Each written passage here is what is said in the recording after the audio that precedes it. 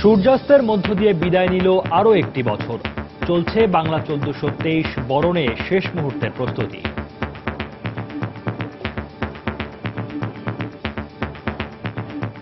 এবারে ময়ূরপঙ্খী নাও, পাখি, ঘোড়া, ষাঁড়, এরকম বিভিন্ন কিছু আছে। উল্লাসে কাজটা করতেছি, দিনরাত অক্লান্ত পরিশ্রম করে। যতক্ষণ না পর্যন্ত আমাদের মনে হচ্ছে কাজটা পারফেক্ট, তখন আমরা কাজ চালিয়ে যাব। চৈত্র সংক্রান্তি ও পুরাতনকে বিদায় জানানো হলো নানা আচার অনুষ্ঠানে।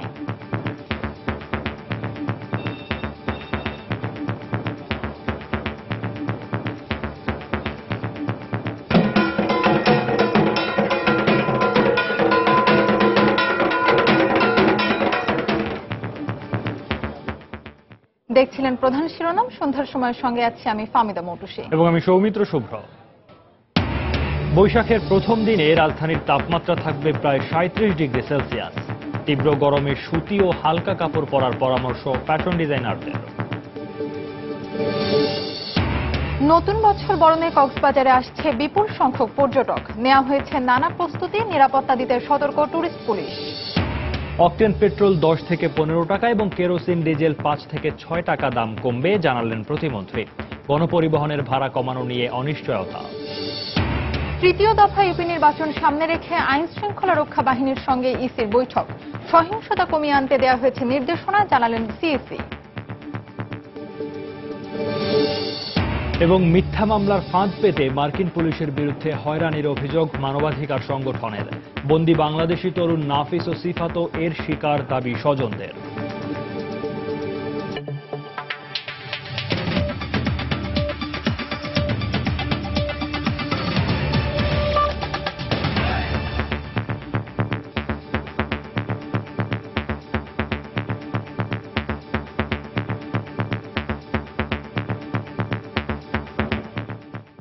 চোদ্দশো বঙ্গাব্দের নতুন সূর্যোদয়ের বার্তা দিয়ে অস্ত গেল 1422 বঙ্গাব্দের শেষ সূর্য। যেন সারা বছরের ক্লান্তি নিয়ে গভীর জলধারায় ডুবে গেল পুরনো দিন, পুরনো বছর। ফেলে আসা বছরের সেই বিদায়ী মুহূর্তের সাক্ষী হতেই মানুষের ভিড় ছিল পতেঙ্গা সমুদ্র সৈকত সহ বিভিন্ন নদীর ধারে। প্রিয়জনের পাশে থেকে নতুন স্বপ্ন, নতুন অঙ্গীকার নিয়ে বিদায় জানালো অনেকেই।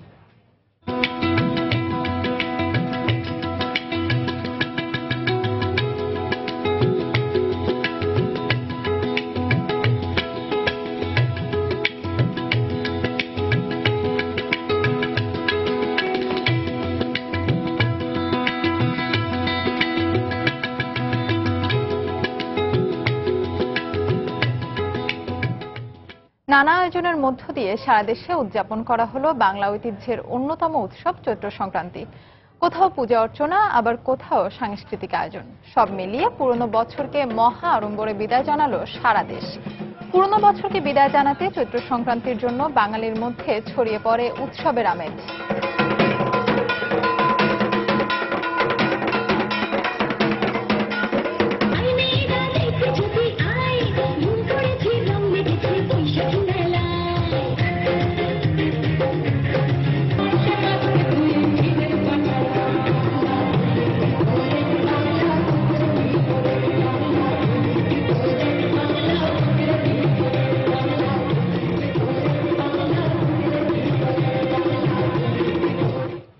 সবখানেই সাজ সাজ রব।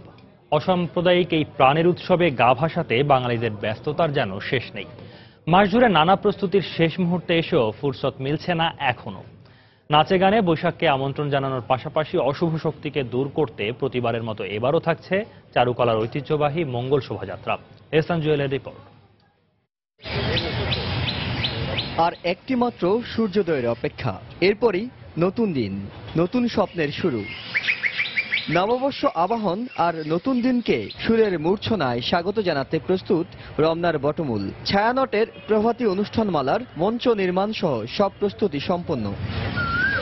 নতুন সাজে মেতে আছে ঢাকা বিশ্ববিদ্যালয়ের চারুকলা চত্বরও। মঙ্গল শোভাযাত্রার শেষ সময়ের প্রস্তুতি হিসেবে রঙে রঙে রাঙে তোলা হচ্ছে এখানকার প্রতীকগুলো। শোভাযাত্রায় ঠাঁই পাবে নদীমাতৃক বাংলার প্রতীক ময়ূরপঙ্খী নাও, সমৃদ্ধির প্রতীক হাতি, পাখি, হরিণ ছানা সহ নানা লোকজ অনুষঙ্গ ও কাঠামো। এবারে শোভাযাত্রার মূল প্রতিপাদ্য অন্তরমম বিকশিত করো অন্তরতর হে প্রতীকী একরোখা সারের মাধ্যমে ফুটিয়ে তোলা হবে সব অপশক্তির বিরুদ্ধে জেগে ওঠার আহ্বান। আর সাম্প্রতিক সময়ে মা ও সন্তানের সম্পর্কে নানা সামাজিক অবক্ষয়ের ঘটনায় এবার শোভাযাত্রার বড় একটি অংশ জুড়েই ফুটিয়ে তোলা হবে মা সন্তানের সম্পর্ক। সব মিলে শেষ সময়ের প্রস্তুতি আর রঙের বর্ণিল আভায় যেন মাতোয়ারা চারুকলা চত্বর। পহেলা বৈশাখ ভোর পর্যন্ত কাজ চলে আর কি। যতক্ষণ না পর্যন্ত আমাদের মনে হচ্ছে কাজটা পারফেক্ট, তবে আমরা কাজ চালিয়ে যাব। নিজের মন থেকে উল্লাসে কাজটা করতেছি, দিনরাত অক্লান্ত পরিশ্রম করে। এবারে ময়ূরপঙ্খী নাও, পাখি, ঘোড়া, ষাঁড় এরকম বিভিন্ন কিছু আছে। কালকে আসা হচ্ছে না, এই জন্য আজকে আসা, একটু ঘুরে দেখলাম। সরকারের পক্ষ থেকে মুখোশ পরে শোভাযাত্রায় অংশ নেওয়া নিষিদ্ধ করায় আয়োজকরাও সবাইকে তা মেনে চলার আহ্বান জানালেন। বিচ্ছিন্নভাবে কেউ যদি একটা পড়ে আসে আমরা কিছু সাধারণত বলি না, কিন্তু আমরা নিজেরা ওটা করি না। ওর ভিত্তিতে যদি কোনো সিদ্ধান্ত নিয়ে মানুষের জানের নিরাপত্তা দেওয়া যায় তাহলে আমাদের অসুবিধাটা কোথায়? তবে হাতে হাতে মুখোশ নিয়ে শোভাযাত্রায় অংশ নেওয়া যাবে। পহেলা বৈশাখ সকাল 9টায় চারুকলার সামনে থেকে শুরু হবে এই আয়োজন। মুখোশ পরা নিয়ে বিধিনিষেধ আছে সন্ধ্যার আগে বাসায় ফেরার তাগিদও। তারপরও সার্বজনীন বাঙালিয়ানায় মেতে ওঠার এই দিনে সব অমঙ্গল আর অবক্ষয়কে তাড়িয়ে মঙ্গল শোভাযাত্রার মঙ্গল আলোকে হেসে উঠবে পুরো বাংলাদেশ। এমন প্রস্তুতি চলছে এই চারুকলা জুড়ে। এহসান জুয়েল, সময় সংবাদ, ঢাকা। আজকের মতো আগামীকালও রাজধানীর তাপমাত্রা থাকবে 37 ডিগ্রি সেলসিয়াসের কাছাকাছি। সারা দেশে চলা দাবদাহ আরও কয়েকদিন থাকবে বলে জানিয়েছে আবহাওয়া অধিদপ্তর। তবে গরমের বিষয়টি মাথায় রেখে এবারের বৈশাখের পোশাক বাজারে এনেছে ফ্যাশন হাউসগুলো। চৈত্রের খাখা দুপুর, মাথার উপর সূর্য যেন জ্বলছে। তীব্র গরমে সবার প্রাণ ওষ্ঠাগত। একদিন পরেই বদলে যাবে সালের অঙ্ক, শুরু হবে নতুন বছর, কিন্তু বদলাবে না আবহাওয়া। সারাদিনই অর্থাৎ 24 ঘন্টায় কম বেশি ভাবসা গরম থাকবে আর কি। তাপমাত্রা এখন যেটা দেশে বিরাজ করছে মৃদু থেকে মাঝারি জন্য যে তাপপ্রবাহ, এটা 40-এর নিচে পর্যন্ত আছে। তো ঢাকায় যেমন গতকালকে 37 ডিগ্রি ছিল, আমরা এক্সপেক্ট করতেছি যে আজকে এবং আগামীকালও অ্যারাউন্ড 37 অর্থাৎ 37-এর কাছাকাছি থাকবে। হোক তীব্র গরম, নববর্ষ উদযাপন তো আর থেমে থাকবে না। গরমের বিষয়টি মাথায় রেখেই বৈশাখের পোশাকে সুতির কাপড় আর হালকা রঙের উপরেই এবার প্রাধান্য দিয়েছেন ফ্যাশন ডিজাইনাররা। যেহেতু খুব গরম থাকবে, আমার কাছে মনে হয় যে সকালবেলাটা সুতির কাপড় পরলেই ভালো হয়। সেটা শাড়ি হোক, সেটা সালোয়ার কামিজ হোক, বা যেই কাপড়ই হোক না কেন সেটা সুতির হতে হবে। প্রপারলি পিওর কটনটাই হচ্ছে এবারকার ফ্যাশন। এবং রঙে আমরা অনেক বর্ণিল রং পরতে পছন্দ করি বৈশাখে, কিন্তু যত সাদামাটা অফ টোন পরা যায় আমার মনে তত বেশি আরাম পাওয়া যাবে। আবহাওয়া উষ্ণ থাকলেও বৈশাখের আবাহনে বরাবরের মতোই উৎসবে মাতবে বাঙালি। আর বাঙালির সবচেয়ে বড় উৎসব উদযাপনে আবহাওয়াকে কোনো বড় বাধা হিসেবে মনে করছেন না ফ্যাশন ডিজাইনাররা। পারমিতা হিম, সময় সংবাদ, ঢাকা। পহেলা বৈশাখ উদযাপনে কক্সবাজারে আসছেন বিপুল সংখ্যক পর্যটক। তাদের কথা বিবেচনা করে বছরের প্রথম দিনটি রাঙাতে আয়োজন করা হয়েছে নানা অনুষ্ঠানের। নববর্ষকে স্বাগত জানাতে নতুন সাজে সেজেছে সৈকত শহর। নিরাপত্তা দিতে সতর্ক ট্যুরিস্ট পুলিশও।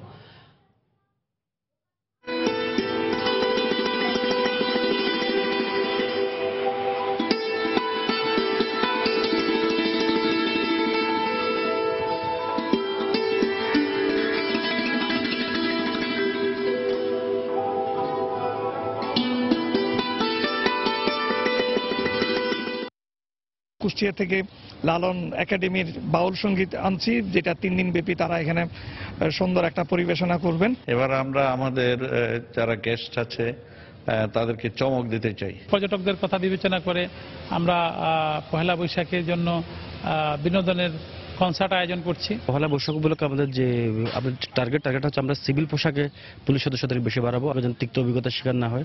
পাশাপাশি আমরা 4টা মোটরসাইকেল, একটা সাইক্লোন পার্টি রাখবো, আর একটা আমাদের পিকআপে করে একটা টহল পার্টি থাকবে। আর অ্যাজ ইউজুয়াল যে ফোর্স 24 ঘন্টা কাজ করে তারা ঠিক কাজ করে যাবে। পহেলা বৈশাখে নিরাপত্তা ব্যবস্থা জোরদারের পরও সন্ধ্যার পর জমায়েত না হতে রাজধানীবাসীর প্রতি আহ্বান জানিয়েছেন স্বরাষ্ট্রমন্ত্রী আসাদুজ্জামান খান কামাল। বিকেলে রাজধানীর রমনা বটমূলে নিরাপত্তা ব্যবস্থা পরিদর্শন শেষে তিনি কথা বলেন।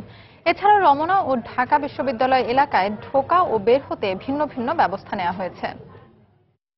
সন্ধ্যার আগেই যেন সব মানুষ এখানে তাদের যার যার জায়গায় চলে যায়, আমরা সেই জায়গাটাতেই যাতে সবাই নিরাপদ থাকে সেই জন্য এই সমস্ত ব্যবস্থা।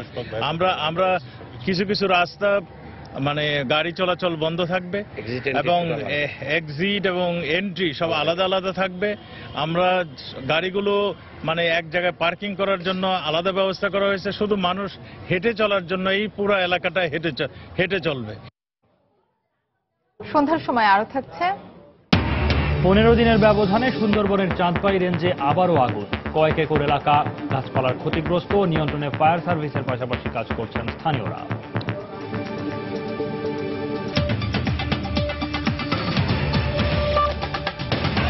প্রধানমন্ত্রী শেখ হাসিনা বলেছেন, বাংলাদেশের সঙ্গে চীনের সম্পর্ক দিনে দিনে গভীর হচ্ছে।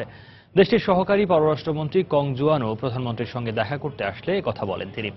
বাংলাদেশের অর্থনৈতিক উন্নয়ন আরও ত্বরান্বিত করতে দেশে বিভিন্ন জায়গায় আলাদা অর্থনৈতিক অঞ্চল গড়ে তোলা হচ্ছে জানিয়ে প্রধানমন্ত্রী বলেন, সেখানে চীনেরও বিনিয়োগের সুযোগ থাকবে।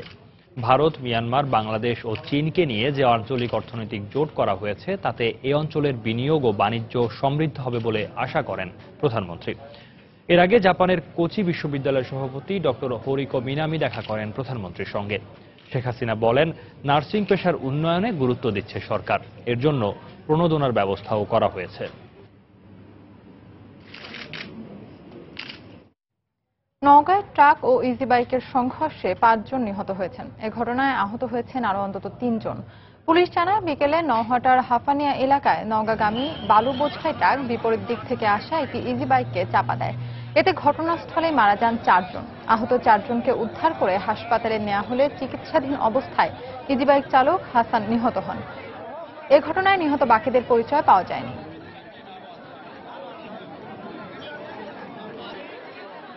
নির্বাচনে কেন্দ্রের বাইরের অনাকাঙ্ক্ষিত কোনো পরিস্থিতির দায় নির্বাচন কমিশন নেবে না বলে জানিয়েছেন প্রধান নির্বাচন কমিশনার কাজী রকিবউদ্দিন আহমদ। দুপুরে রাজধানীর শেরেবাংলা নগরে নির্বাচন কমিশন সচিবালয়ে বাকি 4 দফা ইউপি নির্বাচনকে সামনে রেখে আইন শৃঙ্খলা রক্ষা বাহিনীর সঙ্গে বৈঠক শেষে তিনি কথা বলেন। বৈঠকে নির্বাচন কমিশনার, স্বরাষ্ট্র সচিব, পুলিশ মহাপরিদর্শক, র্যাব মহাপরিচালক, বিজিবি মহাপরিচালক সহ ঊর্ধ্বতন কর্মকর্তারা উপস্থিত ছিলেন। পরে সাংবাদিকদের ব্রিফিংয়ে সিসি জানান, নির্বাচনের সহিংসতা আরও কমিয়ে আনতে আইন শৃঙ্খলা রক্ষা বাহিনীকে নির্দেশ দেওয়া হয়েছে। 23 এপ্রিল সারা দেশে 727টি ইউনিয়ন পরিষদে নির্বাচন হবে। গত 22 মার্চ প্রথম দফা এবং 31 মার্চ দ্বিতীয় দফা নির্বাচন হয়েছে।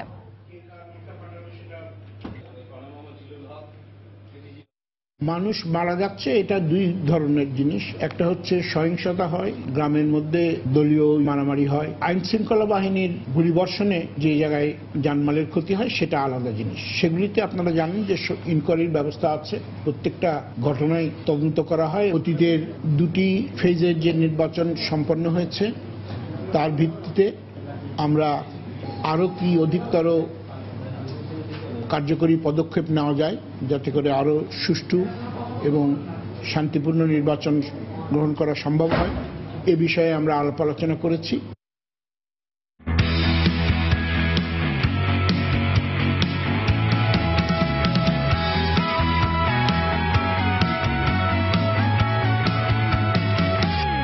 দুর্দান্ত জয়ে আসর শুরু করা কলকাতা নাইট রাইডার্স মাঠে নামতে যাচ্ছে নিজেদের দ্বিতীয় ম্যাচে। কেকেআরের প্রতিপক্ষ বর্তমান চ্যাম্পিয়ন মুম্বাই ইন্ডিয়ান্স। কলকাতার ইডেন গার্ডেন্সে ম্যাচটি শুরু হবে বাংলাদেশ সময় রাত 8:30টায়। দিল্লি ডেয়ারডেভিলসের বিপক্ষে দাপুটে জয়ে আসর শুরু করেছে 2বারের চ্যাম্পিয়ন কেকেআর। অন্যদিকে ঠিক উল্টো অভিজ্ঞতা বর্তমান চ্যাম্পিয়ন মুম্বাইয়ের। পুনে সুপার জায়ান্টসের কাছে একরকম বিধ্বস্ত হয় তারা। তবে রোহিত শর্মার দল সেই হার ভুলে ঘুরে দাঁড়াতে চায়। প্রথম ম্যাচ না খেলা সুনীল নারায়ণ দলের সঙ্গে মঙ্গলবার যোগ দিলেও এই ম্যাচে খেলার সম্ভাবনা নেই। সাকিব আল হাসানকে এই ম্যাচেও থাকতে হবে ডাগ আউটে, কেননা উইনিং কম্বিনেশন নিয়েই মাঠে নামবে গৌতম গম্ভীরের দল।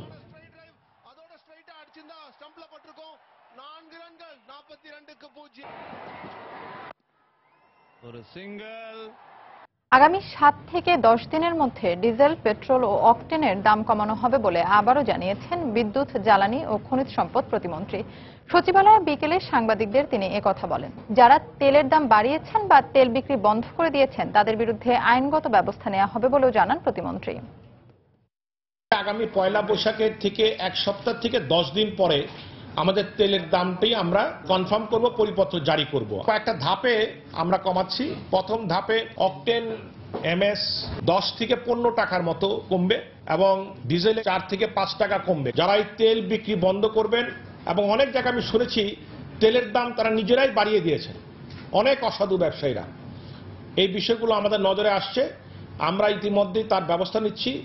আইন প্রয়োগকারী সংস্থার সাথে আমার কথা হয়েছে, সরাসরি গিয়ে আমরা পেট্রোল পাম্প বন্ধ করে দেব এবং তাদের বিরুদ্ধে মামলা করে দেব। জ্বালানি তেলের দাম কমলেও গণপরিবহনের ভাড়া কমানো নিয়ে দেখা দিয়েছে অনিশ্চয়তা। জনসাধারণের উদ্বেগের কারণ, বিভিন্ন সময়ে পরিবহনের ভাড়া বাড়ার নজির থাকলেও কখনো কমেনি। পরিবহন মালিকরাও এ ব্যাপারে আগ্রহী নন, এমনকি সংশ্লিষ্ট সরকারি সংস্থাও এখনো পর্যন্ত কোনো সিদ্ধান্ত নেয়নি। ইশরাত জাহানের রিপোর্ট। তেলের দাম কমে তাহলে ভাড়া, বাস ভাড়া, পরিবহনের ভাড়া কমবে। যারা তেল ব্যবহার করছেন বিশেষ করে ট্রান্সপোর্টগুলো এবং ভেসেলে অর্থাৎ গুডস ক্যারিংয়ে বাংলাদেশের নৌ পরিবহনের জায়গাও ভাড়া কমার একটা সম্ভাবনা থাকবে। জ্বালানি তেলের দাম কমলে যৌক্তিকভাবেই গণপরিবহনের ভাড়াও কমার কথা। অবাক ব্যাপার হলো, দুই মন্ত্রীর আশ্বাসের পরও সাধারণ মানুষ তেমন একটা ভরসা পাচ্ছেন না। তাদের মতে জ্বালানি তেলের দাম কমানোর সুবিধা শুধু পরিবহন মালিকরাই পাবেন। তেলের দাম বাড়ে তখন একদিনেই বেড়ে যায়, আর যখন কমে তখন এইটা আবার বাস্তবায়ন হতে যে কি হয় সেটা আমাদের যথেষ্ট সন্দেহ আছে। গতবারে 5 টাকা বাস ভাড়া বেড়ে থাকে, কমলে সর্বোচ্চ 1 টাকা বা 2 টাকা কমবে, কিন্তু ওই 5 টাকার পরিমাণ কমবে না। কোনো জিনিসের দাম একবার বাড়লে তো আর কমে না, এটা তো গভর্নমেন্ট যতই কমাক না কেন। বড় একটা সিন্ডিকেট আছে, মালিক পক্ষ এবং সরকারের আমলা এবং আরো যারা বিআরটির অথরিটি আছে। বাংলাদেশ রোড ট্রান্সপোর্ট অথরিটি বলছে, জ্বালানি তেলের দাম কমলে পরিবহনের ভাড়া সমন্বয় করা হবে। তবে এ ব্যাপারে এখনো কোনো সিদ্ধান্ত হয়নি বলে জানান বিআরটি এর চেয়ারম্যান। কে কি বলবে সেটা বড় কথা না, আগে প্রজ্ঞাপন হোক কত টাকা কমতেছে সেই বিষয়ে আমাদের প্রচলিত নিয়ম বিধিবিধান অনুসারে আমরা ব্যবস্থা নেব।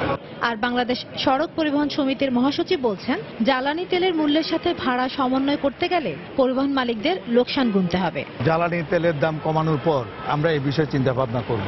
যত টাকা কমবে তত পয়সা যদি কমে তাহলে সেখানে উল্টা লোকসান দিতে হবে। তারপরও তেলের দাম কত কমানো হয় সে হারে বিবেচনা করে অবশ্যই আমরা আলাপ আলোচনার মাধ্যমে যতটুকু সম্ভব আমরা কমাবো। বিগত সময়ে জ্বালানি তেলের দাম কমার পর পরিবহন মালিকরা ভাড়া কমানোর প্রতিশ্রুতি দিলেও বাস্তবে সেটা কার্যকর হয়নি। তাছাড়া ভাড়া কমানোর সিদ্ধান্তের পর তা কার্যকর করতে সংশ্লিষ্ট মন্ত্রণালয় কখনো আন্তরিক ভূমিকা পালন করেনি বলেও অভিযোগ রয়েছে। ইশরাত জাহান, সময় সংবাদ, ঢাকা। বাগেরহাটের সুন্দরবনে ভয়াবহ আগুন লেগেছে। নিয়ন্ত্রণে কাজ করছে ফায়ার সার্ভিসের 3টি ইউনিট। ফায়ার সার্ভিস ও চাঁদপাই রেঞ্জের বন কর্মকর্তারা জানান, সকাল 10টার দিকে শরণখোলা উপজেলার চাঁদপাই রেঞ্জের সংলগ্ন সুন্দরবনের পচা কোরালিয়া বন এলাকায় এই আগুনের সূত্রপাত হয়। পরে মুহূর্তের মধ্যেই তা বনের চারদিকে ছড়িয়ে পড়ে। এতে সুন্দরবনের 10 একর এলাকার সিংড়া, সুন্দরী, নলবন ও ঝাউ গাছ সহ প্রায় 8 প্রজাতির গাছ পুড়ে গেছে। প্রথমে স্থানীয়রা আগুন নেভাতে চেষ্টা করেন। পরে মোরেলগঞ্জ ফায়ার সার্ভিসের 3টি ইউনিট আগুন নিয়ন্ত্রণে যোগ দেয়, তবে এখনও আগুন নিয়ন্ত্রণে আনতে পারেনি ফায়ার সার্ভিস। এই ঘটনার তদন্তে 3 সদস্যের কমিটি গঠন করেছে বন বিভাগ। সন্ধ্যার সময় আরো থাকছে। ভারত জুড়ে তীব্র দাবদাহে বিভিন্ন রাজ্যে খরা। উড়িষ্যার ভুবনেশ্বরের সর্বোচ্চ তাপমাত্রা প্রায় 46 ডিগ্রি সেলসিয়াস। রাজ্যের সব স্কুল বন্ধ ঘোষণা।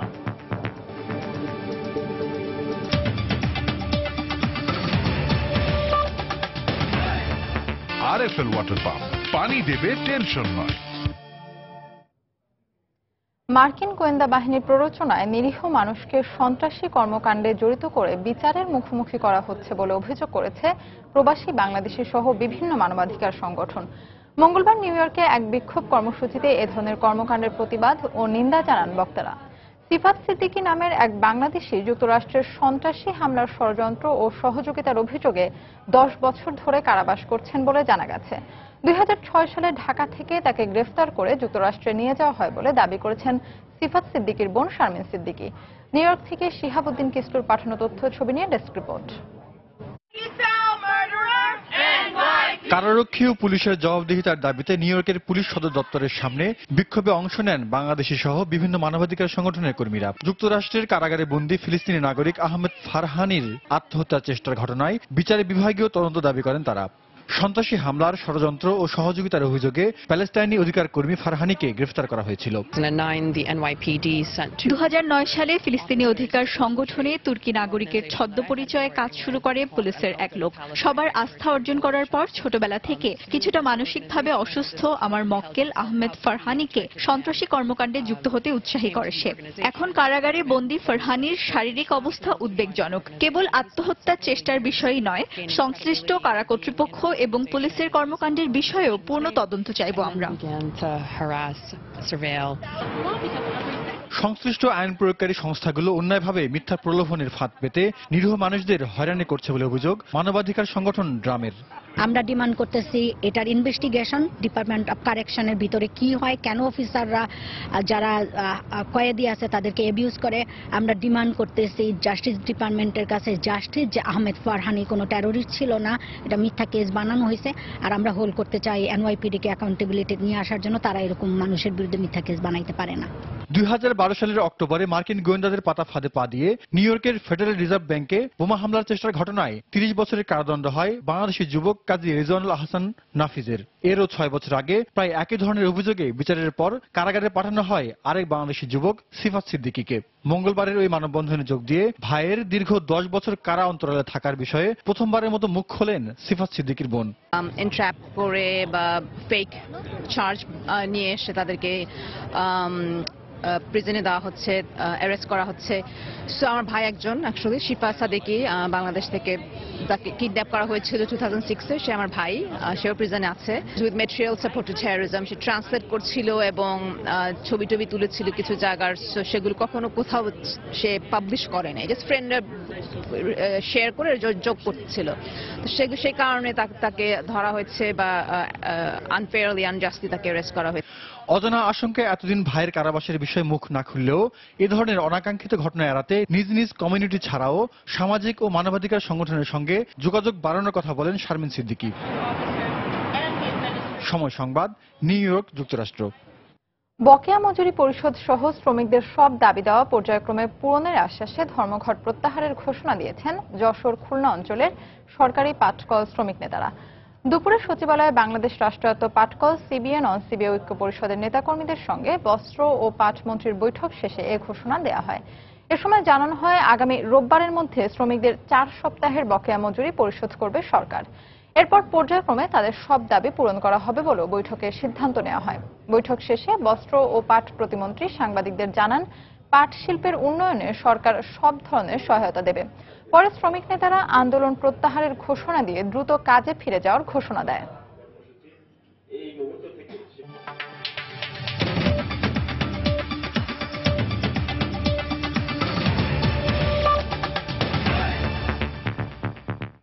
ভারত জুড়ে তীব্র দাবদাহে জনজীবনে নেমে এসেছে চরম দুর্ভোগ।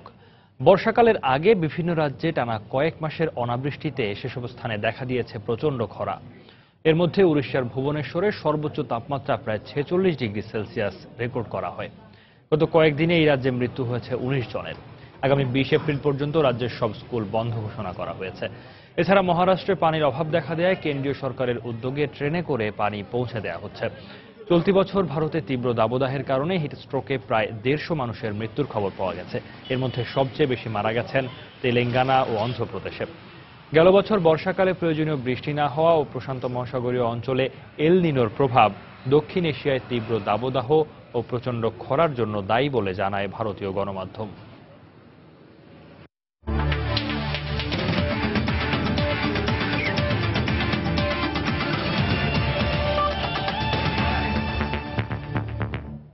নেতৃত্ব নিয়ে ভাবনা নেই, বরং এবারে ঢাকা প্রিমিয়ার ক্রিকেট লিগে আবাহনীকে চ্যাম্পিয়ন করাই প্রধান লক্ষ্য জাতীয় দলের ওপেনার তামিম ইকবালের।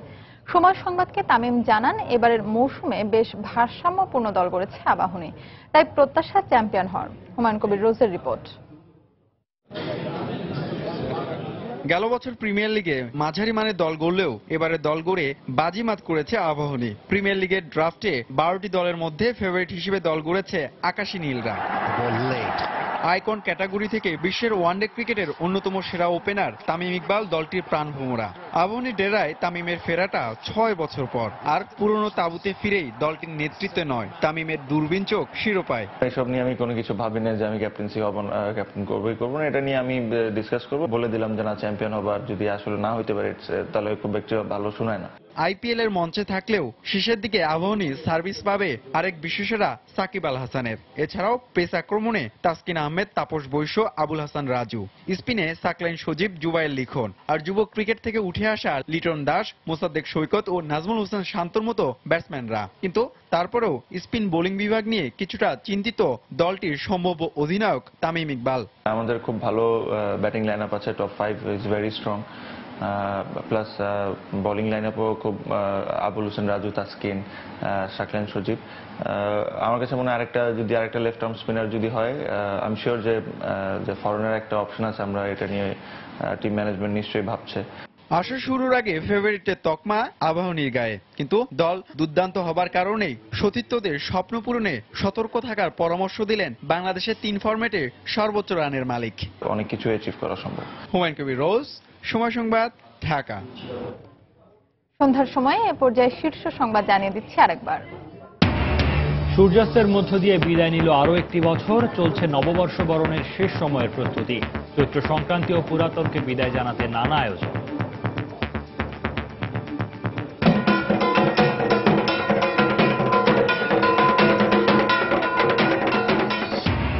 বৈশাখের প্রথম দিনে রাজধানীর তাপমাত্রা থাকবে প্রায় 37 ডিগ্রি সেলসিয়াস।